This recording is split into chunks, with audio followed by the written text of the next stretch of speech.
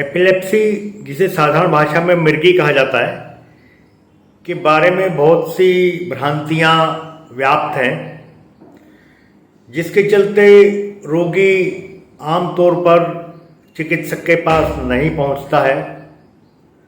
आवश्यकता इस बात की है कि एपिलेप्सी के बारे में जो मिथक हैं, जो भ्रांतियां हैं, जो गलत धारणाएं हैं, उनको दूर किया जाए ताकि लोग इलाज के लिए आएं और उनका इलाज हो सके। वास्तव में इसके लक्षण कारण के वजह से अलग अलग तरह के होते हैं, इसके वजह से भी लोग कंफ्यूज रहते हैं। जैसे टॉनिक एपिलेप्सी में मांसपेशियां अकड़ जाती हैं, एटॉनिक में मांसपेशियां शिथिल रहती हैं। मायोक्लोनिक में किसी एक अंग में कभी कभार झटका आता है, जबकि क्लोनिक एपिलेप्सी में लंबे समय तक किसी एक या ज्यादा अंगों में लगातार झटके चलते रहते हैं। तो चूंकि इसका कारण अलग अलग होता है और इसके लक्षण भी अलग अलग होते हैं, तो लोग भ्रमित रहते हैं कि ये क्या है, और इसके वजह से भी डॉक्टर के पास समय से नहीं पहुंच पाते। तो इसके बारे में लोगों को बताना, उनमें जागरूकता पैदा करना, उनको शिक्षित करना बहुत आवश्यक है। आयुर्वेद में इसको अपस्मार के नाम से जाना जाता है और दोष के अनुसार इसको 4 प्रकार का माना गया है: वातज, पित्तज, कफज और सन्निपातज, यानी जिसमें तीनों दोष हो। अब इन दोषों के आधार पर, ये तो शारीरिक दोष हुए, हम मानसिक दोषों की बात भी करेंगे। जो मानसिक दोष हैं, राजस और तमस, इनमें असंतुलन के कारण भी अपस्मार रोग की उत्पत्ति मानी गई है। और ये जो दोनों दोष हैं मन के, इनके पीछे जो कारण बताए गए हैं वो तामसिक आहार विहार, लंबे समय तक चिंता, अकेलापन, उदासी, डर, गुस्सा, इन कारणों की वजह से होता है।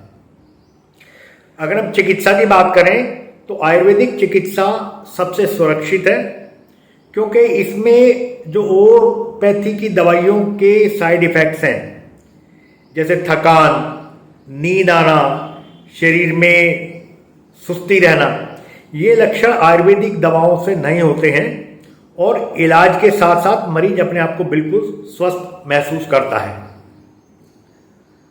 आयुर्वेद में जो दवाइयाँ मुख्य तौर पर इस रोग के लिए यूज करी जाती हैं, उनमें अश्वगंधा, वज, शंखपुष्पी, ब्राह्मी और शतावरी वगैरह का प्रयोग किया जाता है, जो कि एकल औषधियाँ हैं। कंपाउंड ड्रग्स में पंचगव्य घृत, लक्ष्मण घृत और मांसादिक वात, ऐसी दवाओं का प्रयोग हम अपस्मार की चिकित्सा में करते हैं। और सबसे जो बड़ी बात है वो है हमारी पंचकर्मा थेरेपी। पंचकर्म थेरेपी में